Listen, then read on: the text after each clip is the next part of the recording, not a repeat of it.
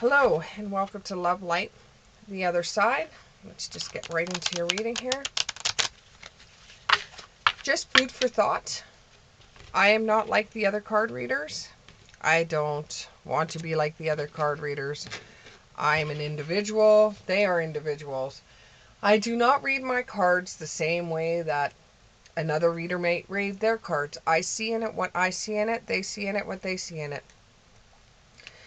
I hope this resonated with you, and on with our reading. Or made sense, one of the two. Okay, you have the Ace of Pentacles in the upright. You have the Wheel of Fortune in the upright. You have the Seven of Swords in the reverse. And you have the King of Wands in the upright. You have the Four of Wands in the reverse. And you have the Five of Swords in the upright. All right, then. Let's go ahead with your reading. You have found the key to some problem that you were having. The messages they're giving to me is you have recently been laid off and you've been trying to find a job for a while and you haven't been able to find a job. You haven't been able to find the needle in the haystack that will get you a job. You haven't been able to rub two quarters together, and now you're looking for some kind of insight on whether or not you're going to get another job or if you're going to have to go to school. Whew. Just trying to get it all out. What they were telling me. Okay. So you have an idea of whether you should go back to school or not, or whether you should spend money on opening up your own business.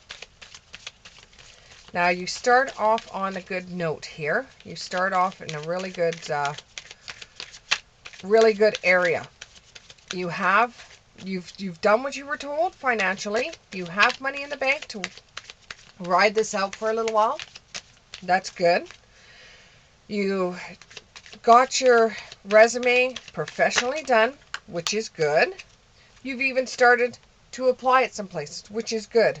You've shown resourcefulness in your approach to finding a new job, but you're very curious whether you should now take a chance with the Wheel of Fortune, take a chance on the Wheel of Fortune and either go back to school or go get a job,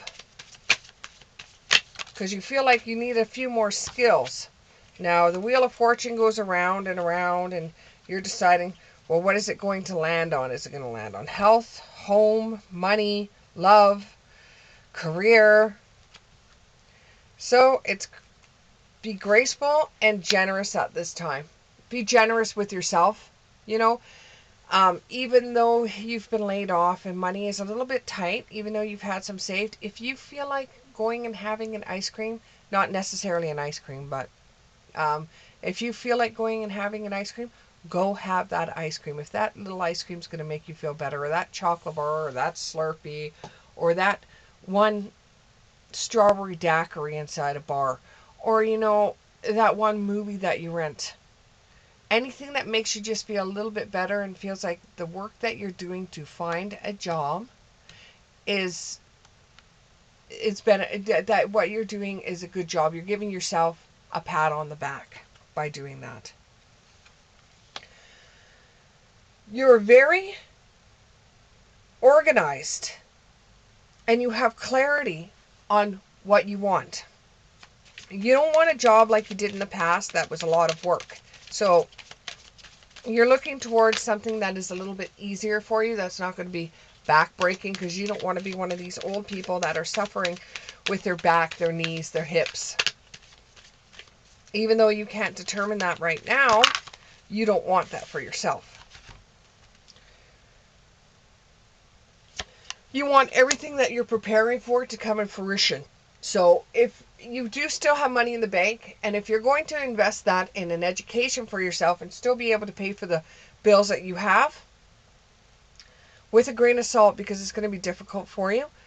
You want to know that up front. Or should you just keep your money and look for a job and keep on looking for a job, but you want something that's different than what you've been doing? You're eventually going to get out of the stagnation that you're in, and you're eventually going to come with um, they're telling me desire to do either one or the other. And it's like you're at the crossroads. Make sure you are your authentic self and that you're not going back to school to be somebody that you know you don't want to be. Because eventually if you go through school and you're dragging your feet going there because you just don't want to do it. You just went in there because you wanted to get the nice fat paycheck and you didn't want back-breaking work. You're not going to enjoy it. And you're going to be looking for something else in a short period of time. Get back into the things that really mean something to you. The things that you like in your world. If you like music, get involved in something that has to do with music, and that will find either you could find a job out of that, and while you're actually in school, do something that's part-time. You could be in school for being a music producer, but work in a music store part-time. Or what you could do is if you like children, you could maybe work in a daycare part-time and then go to school for the rest of the time, become a social worker. Something like that if you want to go back to school. There will be people that are going to come back from the past, not necessarily a relationship because I don't see a relationship. Someone that comes back from the past. And the reason this person's coming back to the past is because Spirit is trying to send you information. Because you'll say, well, why did this person come back after all these years? What is this trying to say to me? They just want you to have some kind of information. Something this person says when you go out for coffee with them might register with you. And it might help you decide which one is the best for you. Because Spirit doesn't want to tell you, hey, you go and do this. They want you to decide what's the best for you. But it looks like you will be taking some kind of skills or some kind of course or some kind of bookworking or something that has to do along learning something that has to do with world perspective. Like if you're just learning how to drive a bus in your city, well, you only know how to drive a bus in your city. But if you're learning how to do something that could be used globally, like the job that you learn, you could do it where you're at. You could pick up a move and do it into another state, another province, another city, another country without, you could change locations without changing the education level that you have. Then that's what I see you doing. So as far as back-breaking work, I don't see that coming for you if you choose the right skills or the right courses. And I still keep on getting woodworking. Somebody that watches my videos, they do a lot of woodworking. For a period, you're going to have to forget who you used to be. You used to be the blue-collar worker that tried to work their butt off to put food on the table. For a period of time, you're going to have to forget about that person. You're going to have to disown yourself for that person. You're starting out a new life. You're starting out a new life plan. And for the moment, it's not going to be a celebration for you. This is just going to be something like you get up in the morning, you get dressed, you go to work. It's going to be something like that. It's not going to be anything to celebrate with. It's just going to be a get up and go and get things done. And then there's going to be a period where after you get the education that you need or the skills that you need, there's going to be a digestive period where you're going to take in all the information that you know. And then you're going to go, okay, fine. I could actually see you at a table with a pen and a piece of paper and you're jotting down plans. Okay, so am I going to stay at the location I'm in? Am I going to look for jobs? And I could see columns. It's like you've got the thing in the corner that says, do I stay here? And then there's nothing underneath it. And then you have a column that says, um, places to live. And then you have another column where there are places that you can apply for a job at. And you're wondering what to do. And you're thinking, I'm just going to apply at everything, at every location, and see what comes about. That's when you can leave it in faith's hands. When it comes to deciding whether you're going to get a job or go back to school, that is up to you. Okay? The Spirit can only set you up on one path or the other. And then once you get into that path, or you get there and you've done what you've done what you're supposed to do, they can help you with the next step. So once you get your education and you're able to take this a little bit further, just remember to keep your ego down, because you're going to have a little bit more experience with what you're going into than what other people are going to go into. So you don't want to come across as a know-it-all, because if you're going to school, they're just there to get the same kind of education that you are there. So you're just going to have to surrender to it, even if some parts of the class are going to be boring because you did take something that you're quite interested in. But the boring parts are going to happen because they are something that you've already known.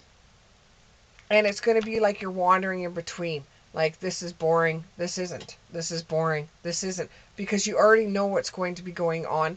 And there might still be something there that you're missing. One little key or one little skill that you may be missing. And experience life as it comes. Experience life as it comes. You can't control this situation, okay? Things happen for a reason. You can't control what just happened to you with getting laid off or whatever, or changing jobs, or finding out whether you're going to go back to school. The only thing you can control in this situation was the money that you saved up so that you could spend a little bit of time doing this. And that was really smart. You were really smart to do that. But that's as far as the control that you have in this situation. All you can do is control yourself.